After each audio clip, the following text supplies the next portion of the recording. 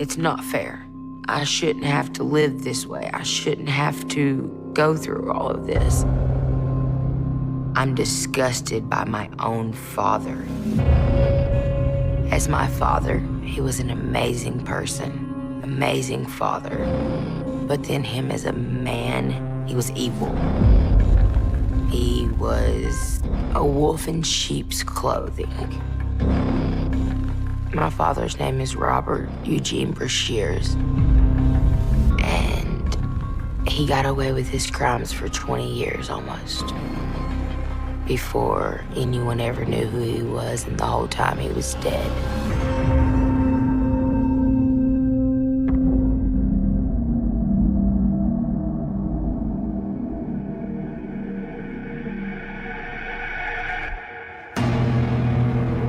My whole life, I thought I had done something wrong.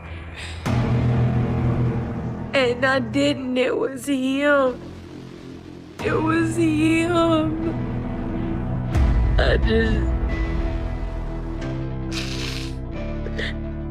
I still feel guilty, and I still feel ashamed of not saying stuff.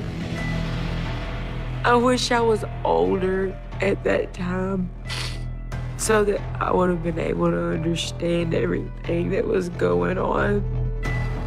People would have gotten justice.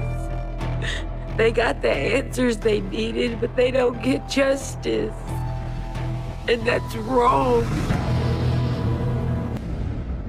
Because of the way he was.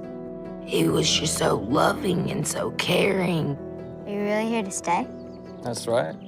You want to come see my room? You bet I do. Let's go. When my mom and dad got back together, they decided to move us to Arkansas. Life was amazing in Arkansas. For the first year, everything seemed perfect. It was the American dream. And then it went to the American Horror Story.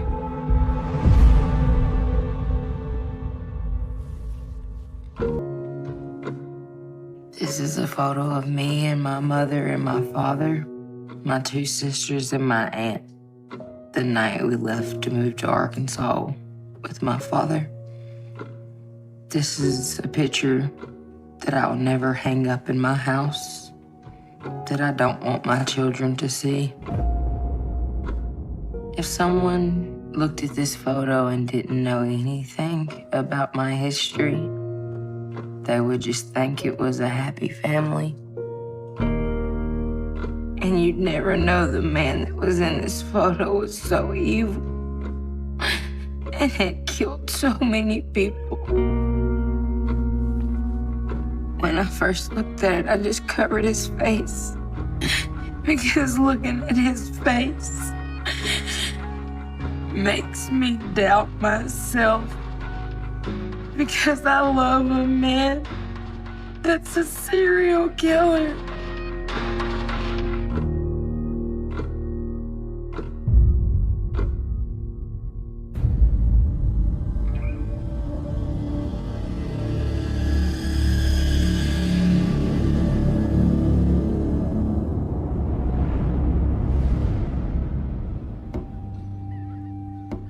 My father seemed like the perfect father. I thought he was just the greatest man alive. But my father was an alcoholic, and he would say, "Let's go to the liquor store. Don't tell your mama, though." Hey, kiddo. It was a secret that we kept from my mother. It didn't seem very harmful to not tell her. Hey, you want to go for a ride with me? Okay. Yeah? But hey, don't say nothing. I remember one day, my mother was off work. We're getting in the van with my father, and she comes running out of the house. Hey! Where the hell do you think you're going? And she screams, "You are not taking my effing kids to the damn liquor store." was her exact words. She said, "Get my kids out of that car right now." You get that kid out of the car and you get back in the house right tell me now. what I can't do. No, absolutely You don't tell not. me You what are I not can't going do. to the goddamn. He just gets out of the van and they get into a fist fight. My father that day looked like a Tasmanian devil. Just, his hands were just welling, just on her. I'd never seen my father look angry. Never. I was terrified because that's not the father that I knew. The next thing I know, she kicked him in between his legs and beat him up. He was begging her to stop. I'm not going to do this. These children will not be going through this. We come out here to have a better life, and my children will not see this anymore. We go to sleep that night and wake up to my father being there, apologizing and begging all of us to take him back. And that is the only time he ever put his hands on my mother.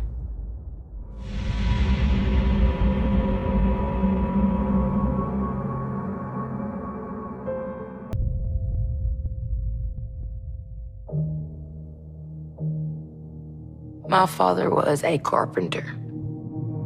He traveled a lot for work, but I'm not sure what all work he was doing when he traveled.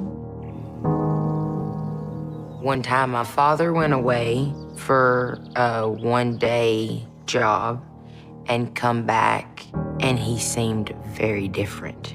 He would get angry very, very easily, and none of us knew why.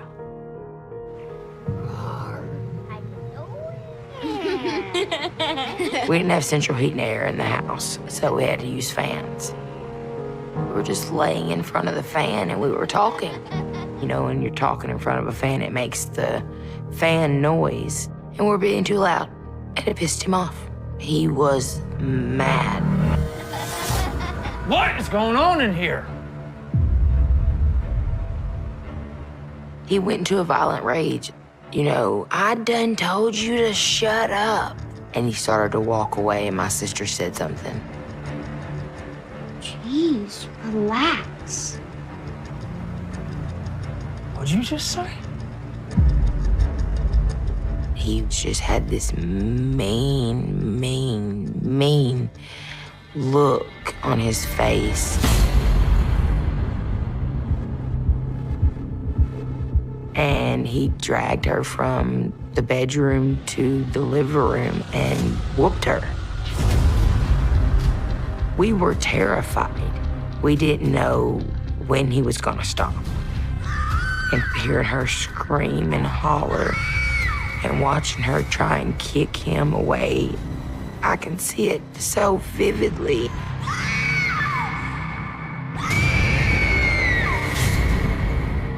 It wasn't my father. That wasn't a loving person. That was his alter ego, I guess.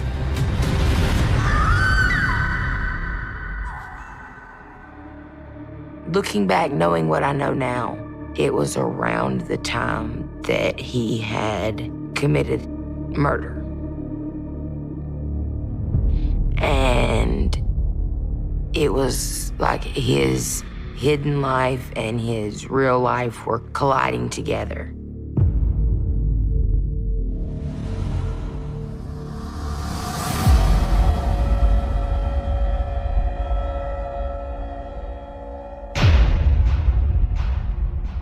His attitude and his behavior just completely changed. My father seemed very paranoid. He was not himself at all. One day, we were playing outside, and my father just shows up out of nowhere, just really mad. Not ever going back there. Robert, calm down. No, you don't understand. I'm not going back to that place. He's screaming and hollering at my mother. He's not going to go back to prison. He'll kill himself first. And saying that he has his gun with him. Go ahead and take care of things right As now. my mother and father were arguing, a family friend got the gun out of the van. I could see him unloading the bullets and putting them in his pocket. then he took off running. And my father turned around right when he did. I'll never forget the look on his face that day. His eyes were just taken over, like he was possessed by something. That's the same look that he had had when he whooped my sister. Get back here with that! Father started chasing him and took off after him. For some reason, he had to have that gun. He was dead set on killing this man over his gun. I didn't know what to think. Looking back now, the gun that the man took from my father could have been one of the guns he used at one of his crime scenes. And my father wanted the gun back so badly because he was afraid if it got into the wrong hands, it would connect him to the crimes that he had committed. I can feel in my heart that that gun was connected to some crime somewhere.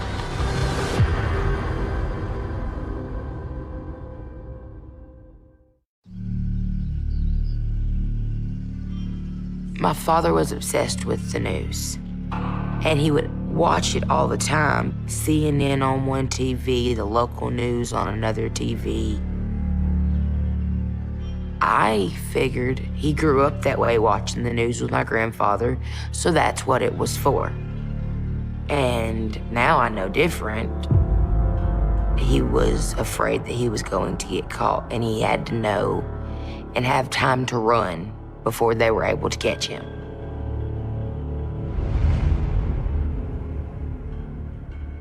One day we're sitting there watching the news in the living room as a family. And this crime comes across of a woman and a child being killed very close to home. Oh my God, this is horrible. He went in the house, bound and gagged the mother and daughter, raped the daughter, and killed both of the mother and daughter. Hey, Robert, this is just a few blocks away from here. And my mother gets very scared because there was no robbery. They just come in, killed the mother and child, and left. My father knew it was him they were looking for, and he never freaked out. You would think if your own sketch come across the screen and your own crime did, that you would freak out, and he didn't. And the sketch come on the screen and everything. We looked at the sketch and we never thought ever in a million years it was my father. But 20 years later, when I look at the actual sketch that they put on the news, it was my father. He put a wig on every time he done something. Changing your hair makes you look a whole lot different. The color of your hair or anything makes you look a whole lot different.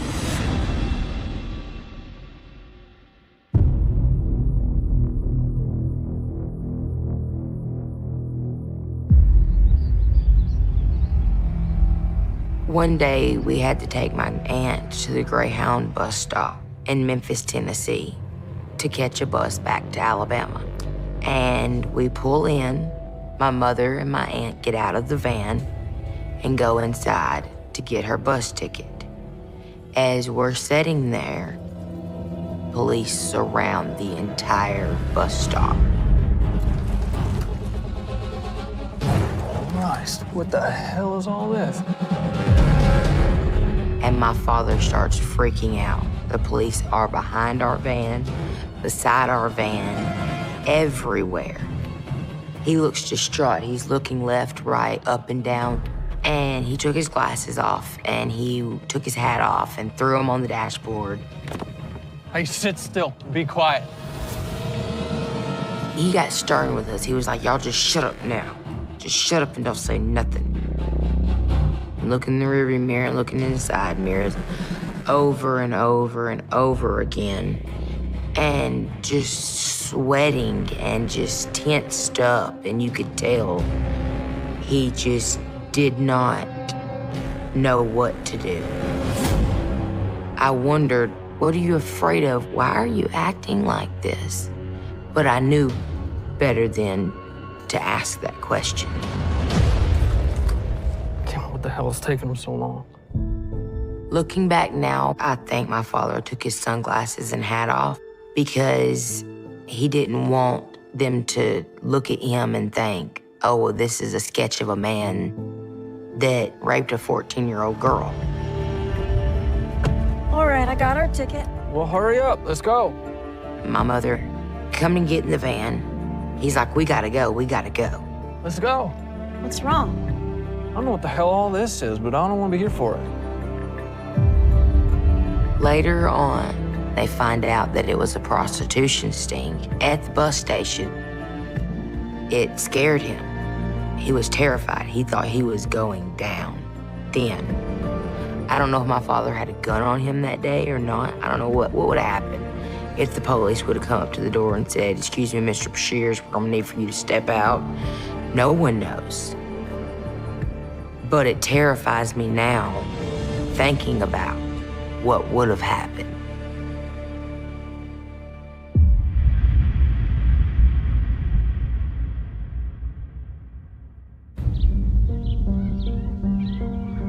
One day, me and my sisters were at the softball field, and they had a softball game that day. My mother and father come and watch, and after the softball game is over with, they're like, come here for a second. Come look at this at the back of the van. Hey, we have a surprise for you. Check out that window there. And it said, just married on the back of the van. We wrote it in the dust. Just married? They were happy. We were happy, but we go to school, you're not married, y'all coming to pick us up from the baseball field, and y'all are married. Why weren't we there? Well, how come we didn't get to come? Why didn't you say something? Years later, I learned that my father decided that he was going to break into a woman's house that he had done work for before and cut her phone line. He had a gun. I think he was gonna break in and kill this woman. But he got caught breaking in her house. When he got arrested, he was in jail that one night. And then the very next day, he comes back, and him and my mother are married. Your spouse cannot be called to testify against you. That is why they got married. They did not get married because they loved each other. They only got married so my mother could not be used as a witness against my father. After that, it just changed. It was just a big, complete change. Come on, honey, let's go.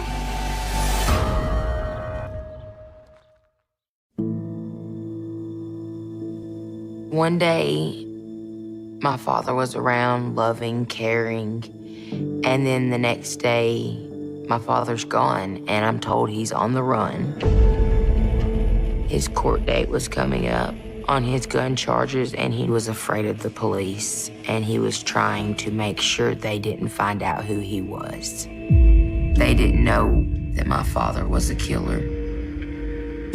My mother told me that your daddy had done a bad thing, and he didn't go to court for it, so now he is on the run. She thought it was just a simple gun charge, not knowing. I wanted a father so badly that it's really, really hard not to blame myself because I knew he was on the run. I knew it was wrong. And I should have said something. And I didn't.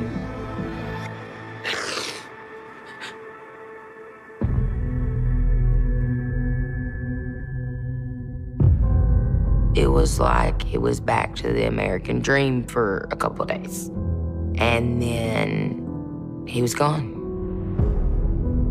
The next time we went and seen him was when we went to Kennett, Missouri. My mother got a calling card in the mail and a number to call. And she called it, and my father said that he had a hotel in Kennett, Missouri, and that he wanted us to come up. We got to the hotel. We go up to the room. Hey, look at my girl. Daddy! Oh. My father is so happy to see us. He's hugging us, loving on us. We're loving on him. But once we get in there, my mother sets us down and tells us that my father's name is Mitch. That's the name that the hotel room's under. And that if anyone asks, his name is Mitch. We're gonna play a game of pretend, okay? We're not gonna call him Daddy anymore. It was hard for me to call him Mitch, because that's my daddy. Okay. But I knew that everything that my mother was asking and my father was asking of us to do, I knew that was to keep my father safe from going to jail. My father seemed carefree, like he had no worries in the world. He didn't seem stressed out like I'd seen him before. And it was just a family vacation at a hotel. It was amazing. It was the best time that we had had since he had been on the run.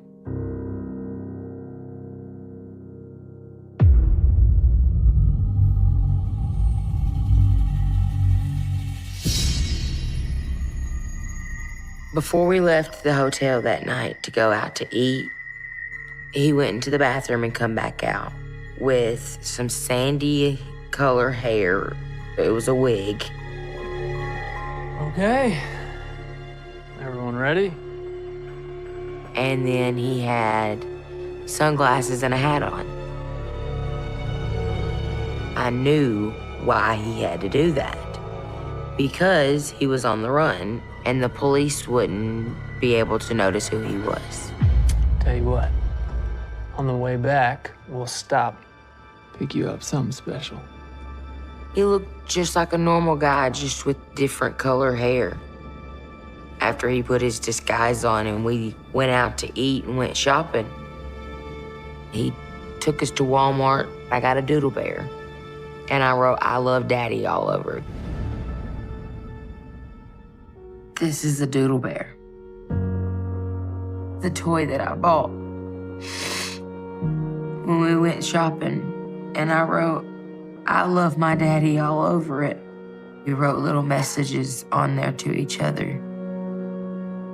I wrote it on one arm and he wrote back on the other one, "I love you so much too, darling," and handed it back to me.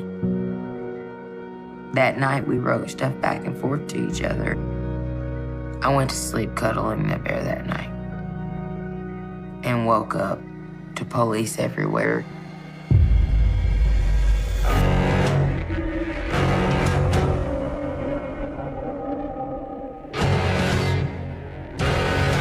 I wake up from my sleep and there's police everywhere. It seems like 20 cops in the room with their guns drawn, flashlights out.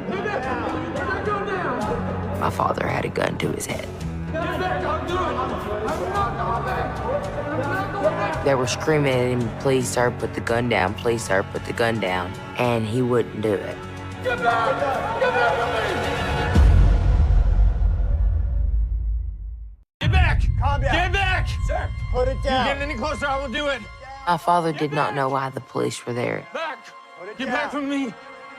I thought that they showed up because of me. Maybe because I called him Daddy, because I couldn't call him Mitch. That was my daddy. It was hard to call him another name. Later, I learned the reason the police showed up was because they were just looking into a stolen license plate. They did not know he had committed any crimes at all. But he thought that he was caught over everything. My father looked scared. He looked terrified. Like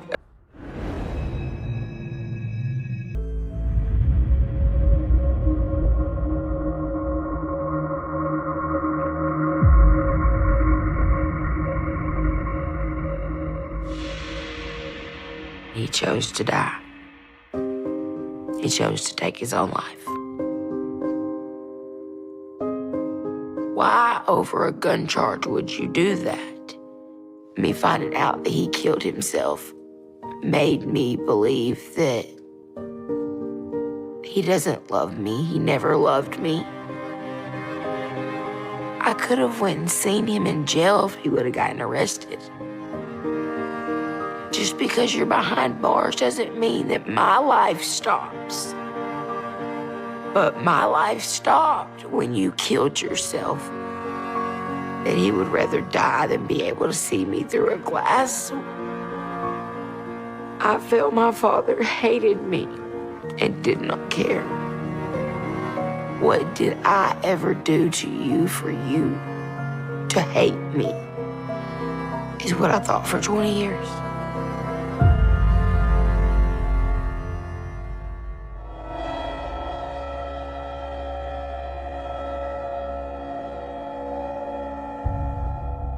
I learned all the details of what my father had done in September of 2018.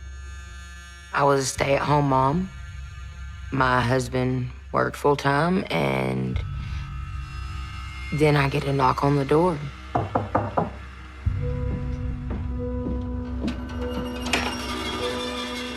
Hi, ma'am. We're investigating a series of homicides locally. This is about my dad, isn't it? It was an instant gut feeling that I knew. And that's when they told me that my father was a serial killer.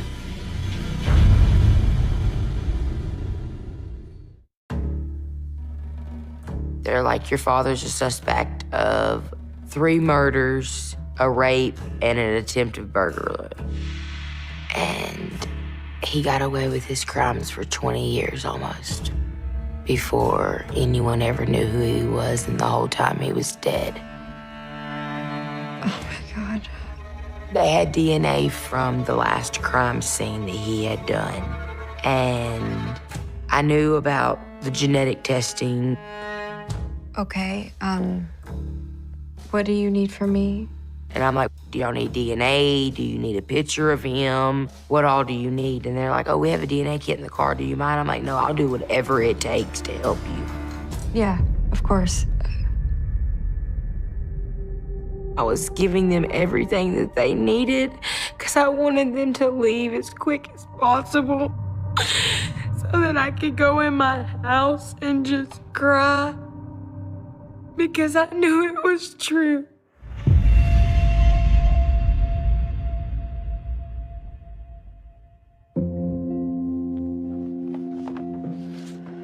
The detectives leave, and I just search and search and search and search and search. I added everything up, looking at all of the cases, everything. My father's crime started in 1983. He went to prison in 1985 in Florida for attempted murder and rape on a woman who thankfully lived. And then in 1990, as soon as he gets out, he goes and kills Ginny Zutricki. He went in and beat and raped her and strangled her and left her in her bathtub and then wrote on a mirror, "Don't with my family," to throw them off their tracks. Ginny was killed in 1990, and I was born a year later. But when he killed her, he was dating my mother at the time. In 1992, in Cobb County, Georgia, He goes to jail for impersonating a police officer and being a felon in possession of a gun.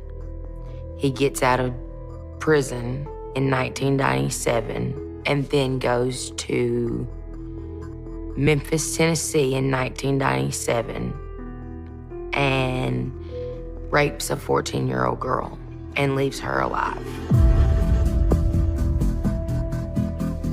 In 1998 in Missouri, my father killed a mother and a daughter and raped the daughter as well.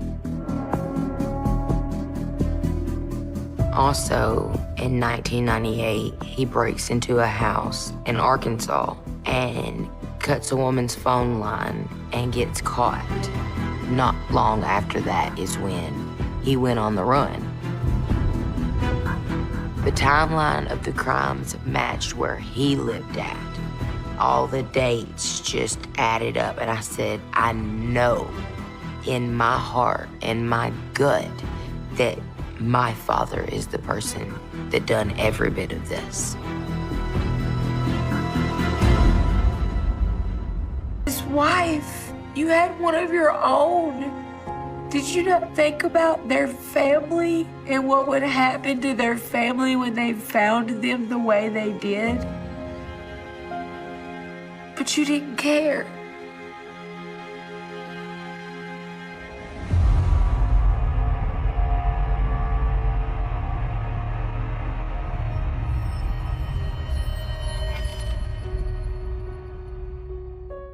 My DNA helped identify my father's DNA at a crime scene, at multiple crime scenes.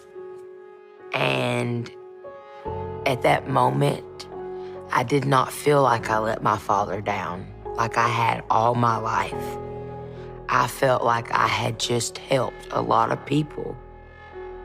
It did not feel like a betrayal towards my father because he betrayed me first. At that moment, it was hatred towards my father. And I don't like that word at all, but that I hated my father. I do suspect my father has committed other crimes that have never been uncovered, and the investigators suspect him of a lot more crime, especially rapes, I do believe. But no one knows.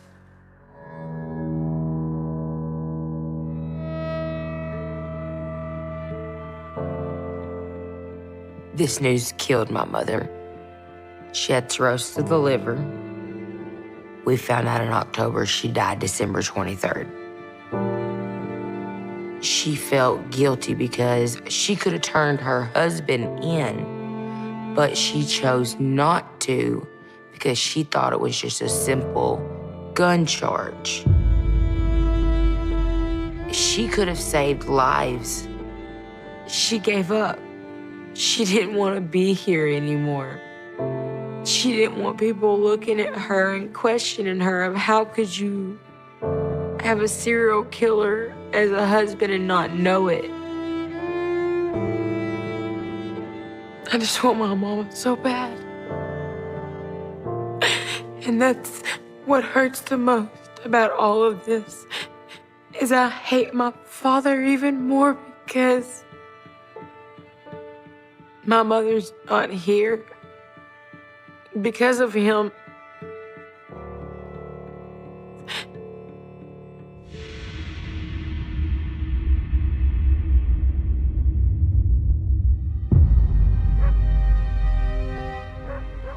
A knock at my door turned my life upside down, and I've been trying to cope with this ever since. And every day it's a struggle. I have no idea what it'll take for me to heal from this. I really don't know. I went from being Robert Eugene Brashears' daughter to being the daughter of an American serial killer and rapist. How do you turn off the love for someone that's a serial killer, but half of your genes, half of my genes come from him? And how can I say I love this man? No matter what I do, no matter how hard I try, I could never run away from this because it's always on my mind. I know the truth, it is not my fault, but I still fight with it every day. And I want one day to be able to wake up and not remember that I'm the daughter of a serial killer.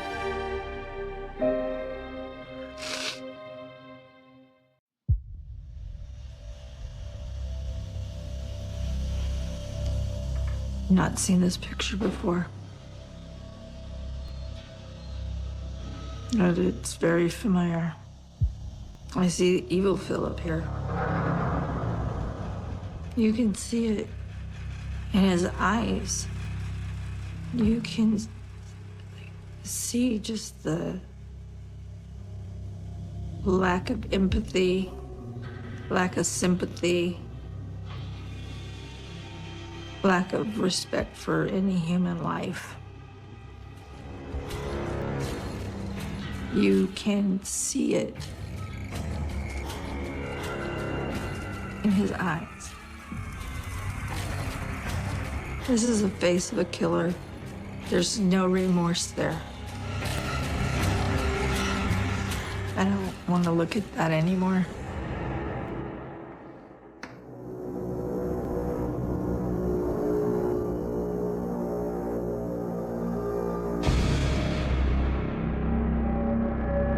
He made me feel like no one else had made me feel. When he loved me, I'm sorry.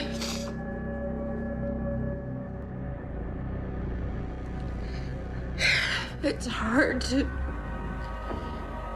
know that someone who can love you like that can hurt you. He was a monster. There was a darkness in him that is unexplainable.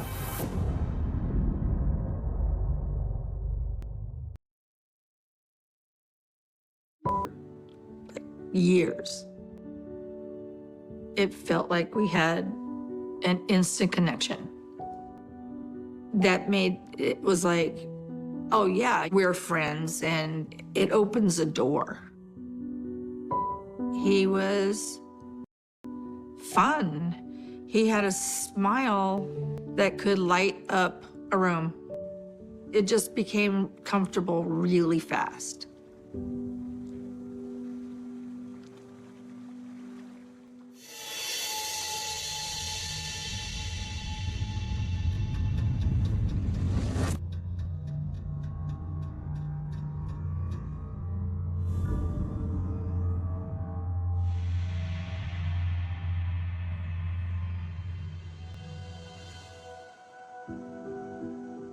One of our first dates, we had a picnic in the park.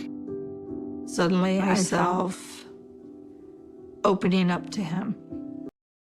I lost my first son. He lived for 3 days. It's not really something I tell people. And I told him, and he goes, we have that in common. My fiance was killed by a hit and run, and she was 3 months pregnant with my baby. Almost a year later, I was still going through that grieving process, and he tapped into that. It made me feel like he connected with me in the deepest level. At the time, it felt like he was being sincere.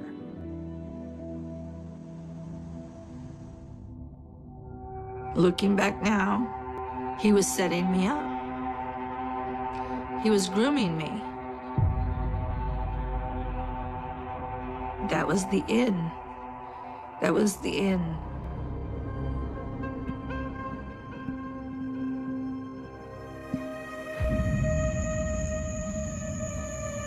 One day I had picked him up from his mother's house. He had already been drinking.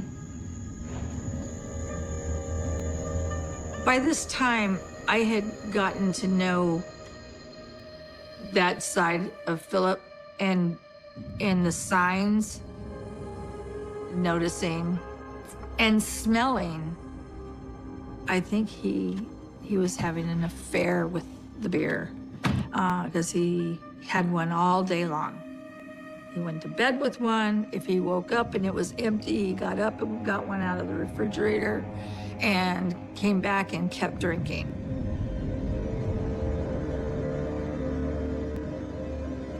He wanted me to stop and buy more beer, and I didn't want to do it. It was like a flip of the switch. His eyes would just go black, like his soul left his body. He reacted by calling me names, yelling and screaming, very threatening. Next time I need input from the likes of you, I'll ask. He called me a bitch. You keep your mouth shut. I was never been spoken to in that way. I felt shocked. I was stunned. I didn't see it coming. And I'm like, are you okay? Are you okay? He wouldn't answer me.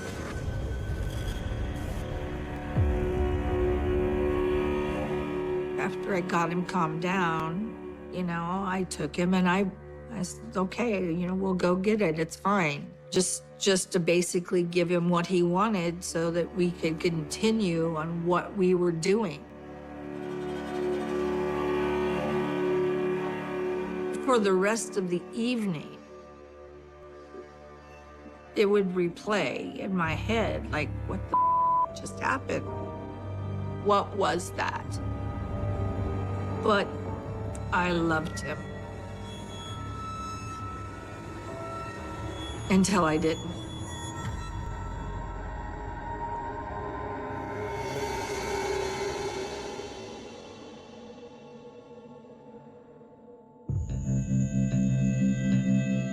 One night, approximately 9 months after we started dating, while we were in bed together, he said, you know, I love you. I can't live my life without you. Let's get married.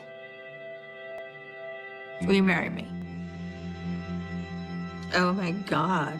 Nobody had ever asked me to marry them. Cloud 9. And I said yes.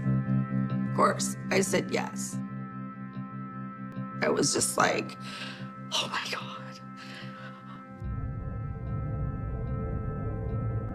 Except something in the back of my brain, my intuition, always listen to your intuition.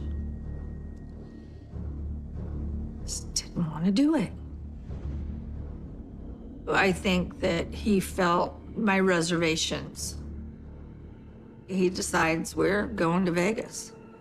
We're gonna elope. Let's do it then. The eloping thing, it was instantaneous. It was literally instantaneous. I didn't want to go. I wasn't ready. I didn't have a dress. It wasn't how I wanted to get married. I told him I wasn't ready to do this. He wanted me to marry him right then and there so that he could secure his control, so he could make sure that I wasn't going anywhere. I can't go. It's all too fast. I noticed there was like, I don't know how to describe it. It was sheer anger. And he looked at me like he could just kill me and not think twice about it. And he said, we're going, or I'm gonna kill your mom and dad. You don't want me to hurt them, do you? My stomach, it's like my heart is in my knees. Like, you feel it in every orifice of your freaking body. It's that shock. It's the shock factor. It's like, wait, did I hear that right? Did you just tell me you were gonna kill my mom and dad? It's like being hit with a stun gun, a slap in the face, like from nowhere. It's like, what the? Yeah, it was scary. Very scary.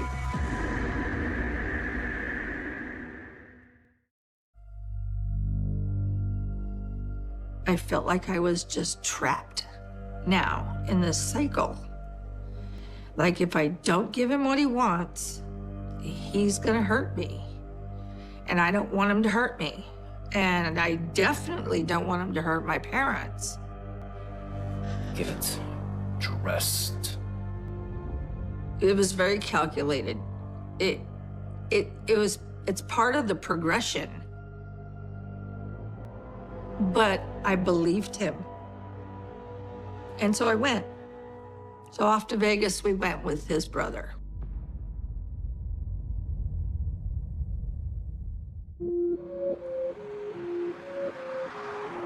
Stop.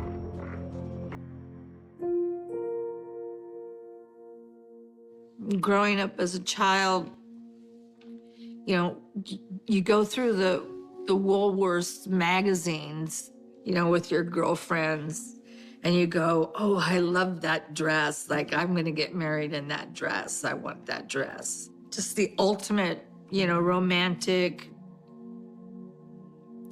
dream wedding. Like, every little girl dreams of that. Yeah, it didn't happen for me.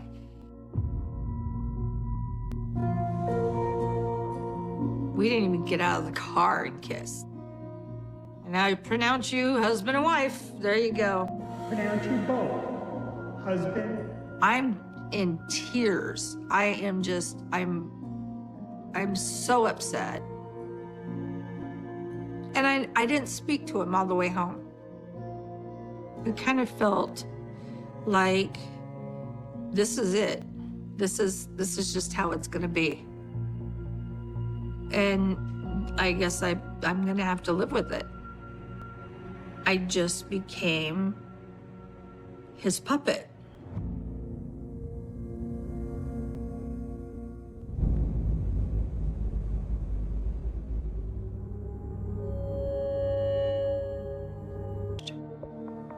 And I started being excited about it.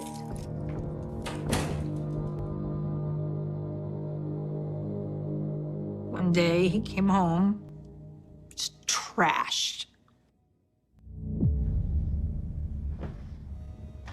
Been drinking all day, and he couldn't hide it. Don't your promises mean anything? And I said, I thought you were gonna quit drinking. Don't you ever shut up. And he goes, don't start with me, you shit. Don't call me a bitch. The mother of your child. Don't you dare talk to me like that. And he grabbed a hold of me. I'm thinking to myself, he's trying to kill me. Had this look, and it was just absence. I'm pregnant, and he's trying to kill me. He ripped my nightgown, and I pushed him away. And I opened the door, and he caught the back of my nightgown again and literally pushed me down the stairs.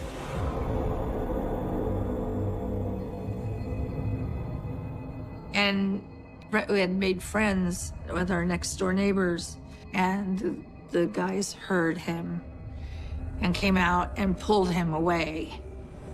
And one called 911. And he took off running.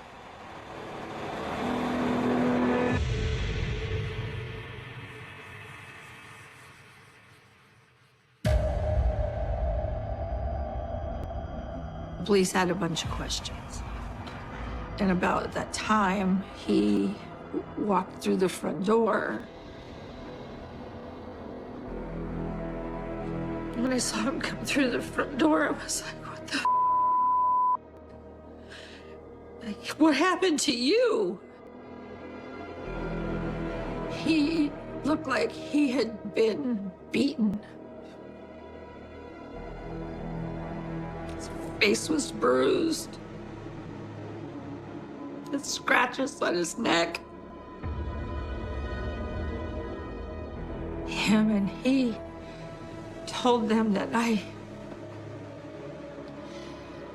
pushed him down the stairs.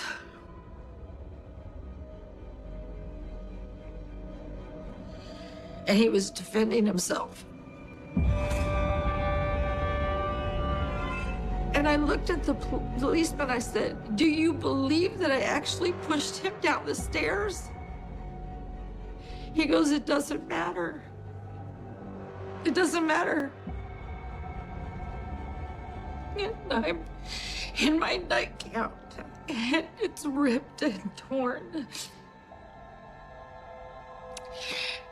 And I'm 3.5 months pregnant. And I don't want to go to jail. So I dropped the charges.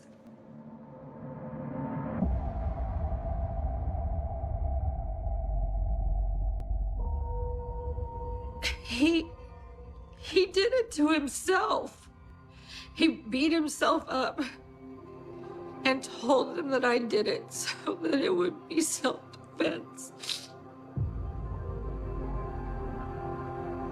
I'm sorry.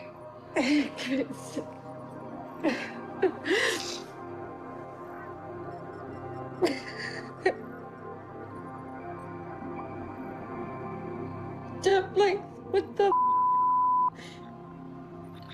who is this person who does that?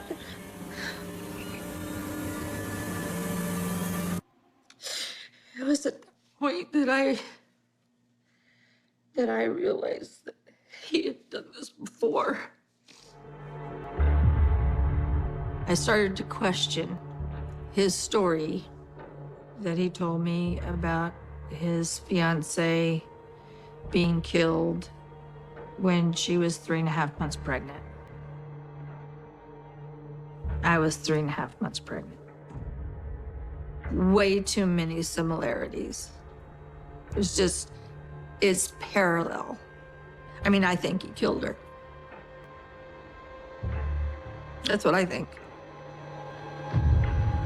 I think that he hit her with the car, and when he realized that he had killed her, he beat himself and laid down next to her and passed out.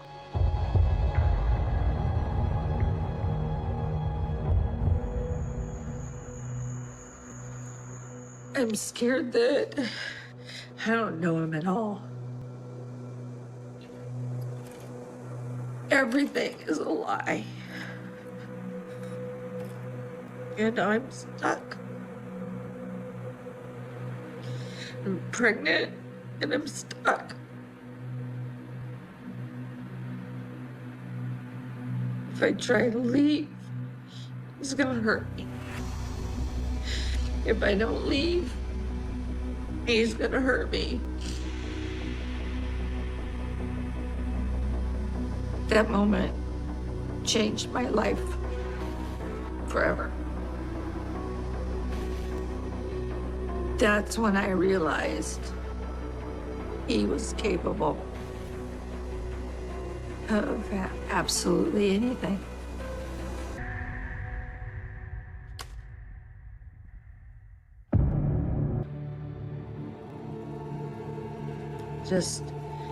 It was just constant. The threat was constant.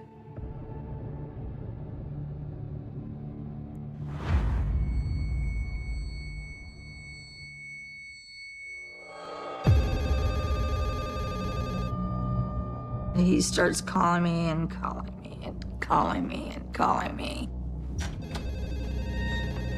Just all day long. Just all day long. I was so exhausted. Went to bed, and about 3 or 4 o'clock in the morning, I woke up and just felt, I don't know, I felt something. And I happened to look,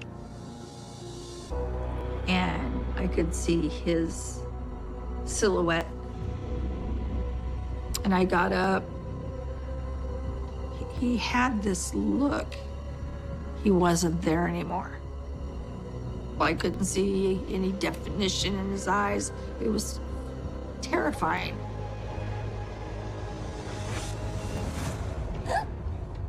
And threw me down on the bed and was choking me. Was trying to kill me. There was nothing. There was just this angry look and just nothing. He was not there. Once I got him to stop and I finally released him, he stepped back and I said, "Just get out. And if you ever touch me again, I'm gonna kill you." And he left. The emotions were like I couldn't feel myself anymore. I just stepped out of my body. Just became unemotional. I wasn't happy, wasn't sad, I wasn't crying. I just tucked it all in. It was at that point that I started sleeping with a knife under my pillow.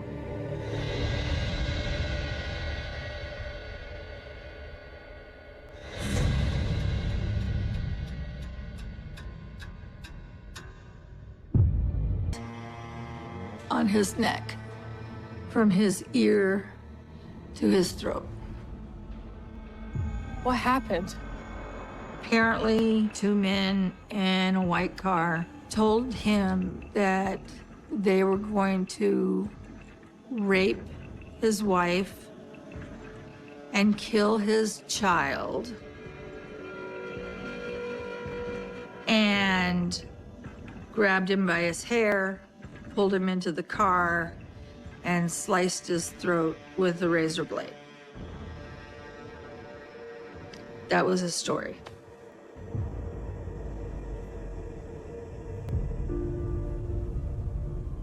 They asked me, "Do you think that it's possible that he may have done this?" Like, God, I would hate to think so, but I was kind of thinking it myself. I mean, and now I'm scared because, like, I mean, what is the truth? I'm asking him questions about what happened. I need to hear it from you.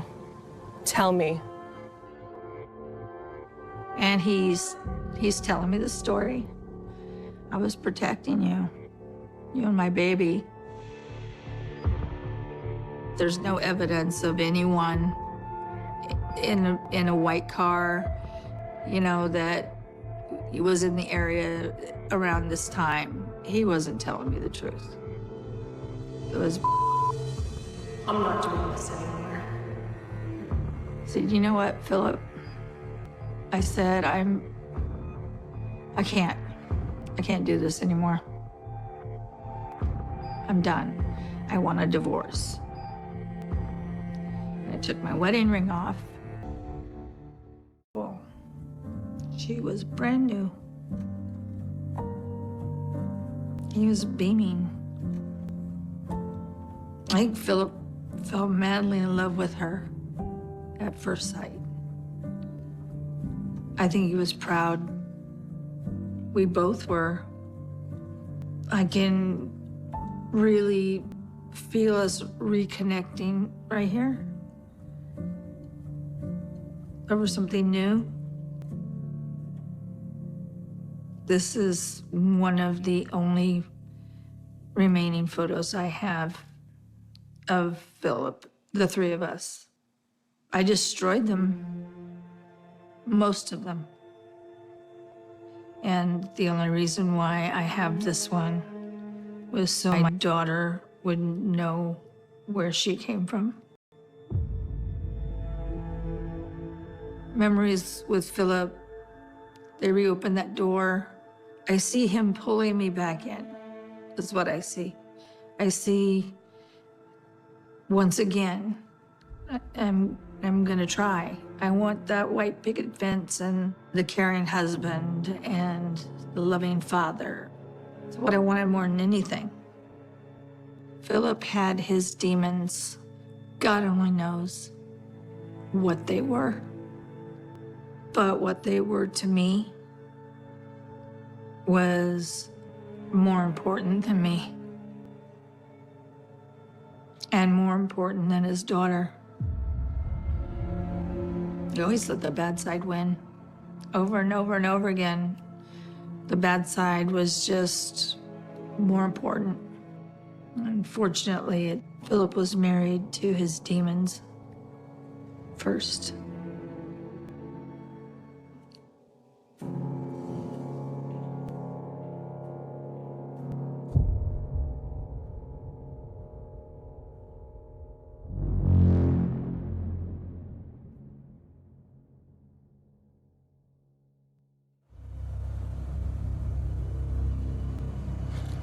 I was on my way back to the apartment, and I saw him coming out of the convenience store, and he was holding a brown paper sack. And I ripped open the front of the bag, and I said, "What you got in the bag, babe?" And here are 2 tall cans. And there was nothing he could say. I mean, he was caught red-handed. There was nothing he could say. I can't believe I thought you were different. And I'm pissed because he broke his promise.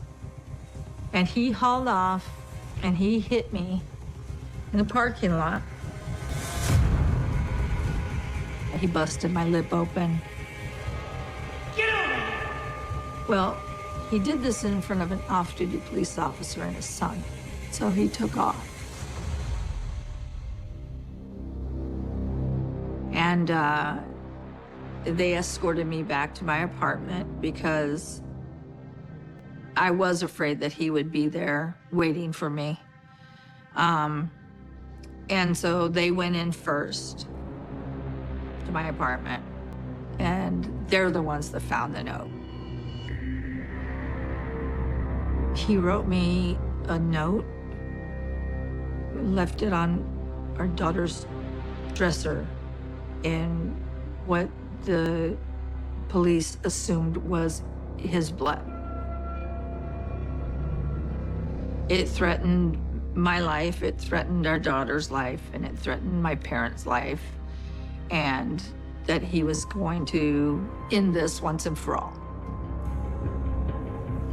To see that note written in his own blood was a different form of confirmation. This is a person that just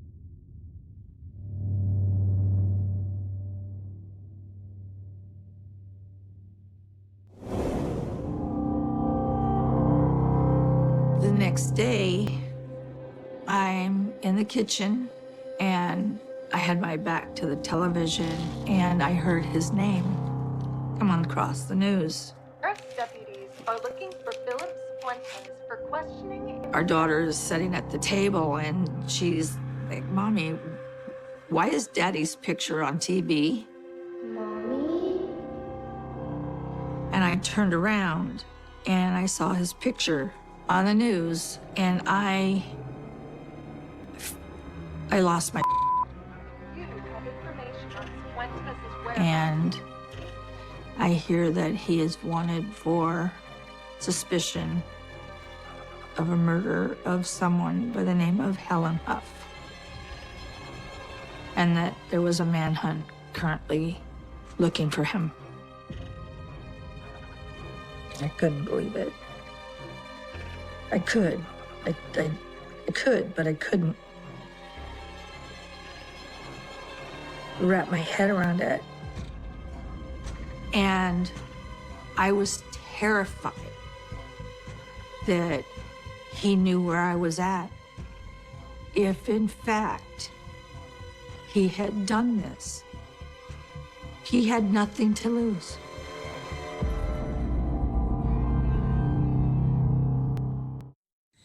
Why that he would have that he might come this direction.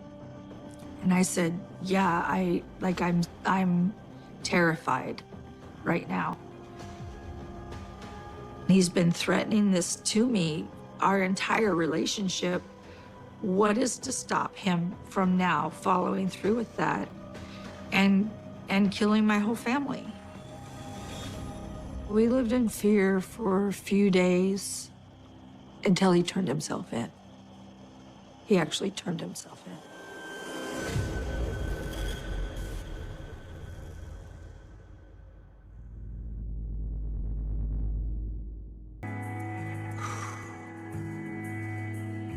The justice system was not there that day. It wasn't there that day.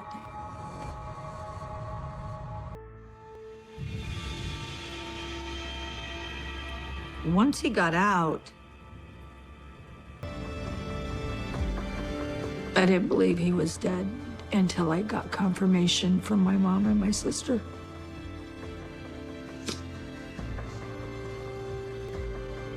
It's like a ton of bricks being lifted off your chest and you can finally breathe. Finally.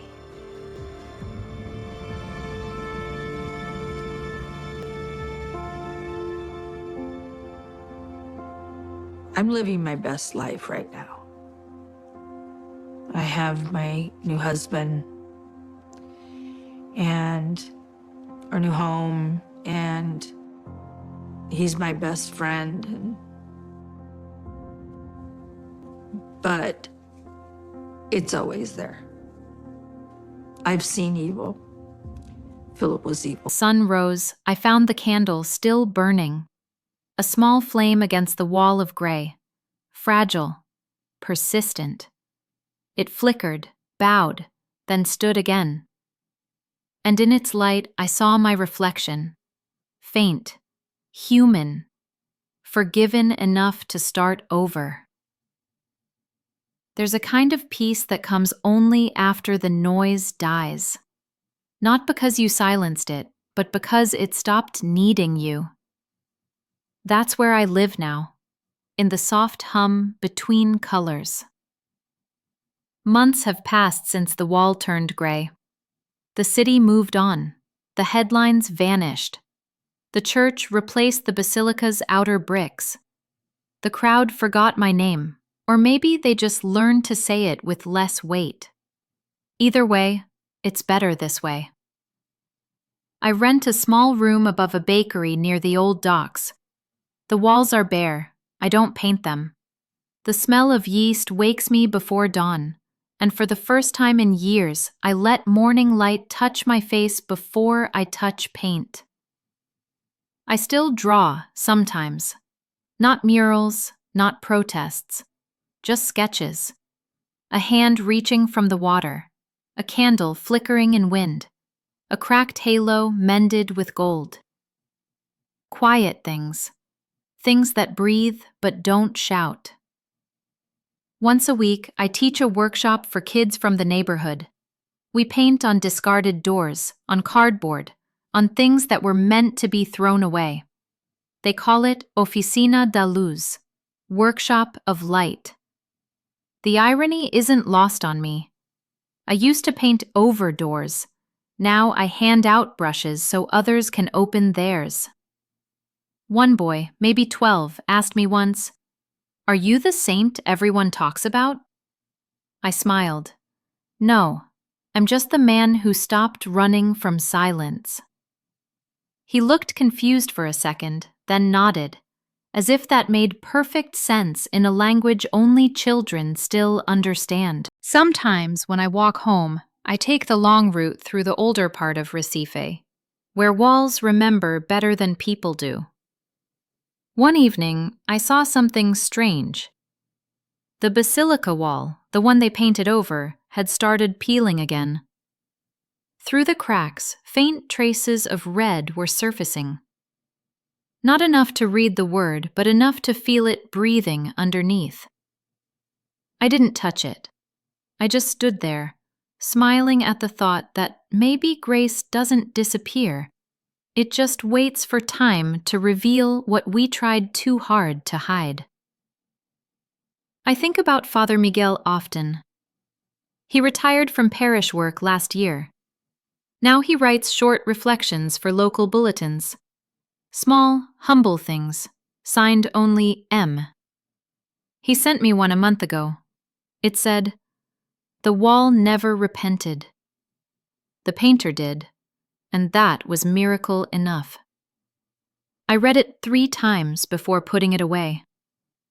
Some words are meant to stay folded, not out of shame, but because they keep their warmth that way. Every now and then, a journalist still finds me. They ask what I believe now, in art, in God, in truth. I tell them belief is quieter than I thought it would be. That faith isn't a mural, it's the act of painting in the dark, even when no one is watching. They always want a quote they can print. I never give them one. Not anymore. I've learned that the city breathes, with or without me. That the walls never owed me meaning. That rebellion without love is just noise. And faith without doubt is just vanity. And that forgiveness doesn't mean being welcomed back. It means learning to walk beside your own shadow without flinching. Sometimes late at night, I dream of the first angel I ever painted, the bleeding one on the wall of Santa Lucia. In the dream, she's whole again. No wounds, no sorrow. Just wings heavy with light. She turns to me and says, "Listen." I wake up, and for a moment, I do. The world hums softly through the open window. Traffic, footsteps, a child laughing somewhere. It's not divine, but it's real. And maybe that's enough. A few weeks ago, I passed by the seminary wall where I first painted escuta. The word was gone, the wall white again, repainted for some festival. But as I walked past, I noticed something scratched faintly near the corner, almost invisible unless the sun hit it right. We still listen. I didn't stop to take a photo. I didn't post it. I just touched the wall and whispered, "So do I." Now, when I paint, I don't think about saints or sinners. I think about hands, the way they tremble before they create, the way they age, the way they finally rest. Each hand tells its own confession. Mine trembles less these days. Maybe that's what forgiveness feels like. Not absolution, not applause, but the quiet steadiness that comes when you no longer need to prove you've changed. In the end, I was never the saint. I was just the man holding the can, trying to understand why silence terrified me. The murals were never my sermons. They were my mirrors. Now they're gone, but the reflection remains. Gentler, smaller, human. The kind of reflection that doesn't demand to be seen.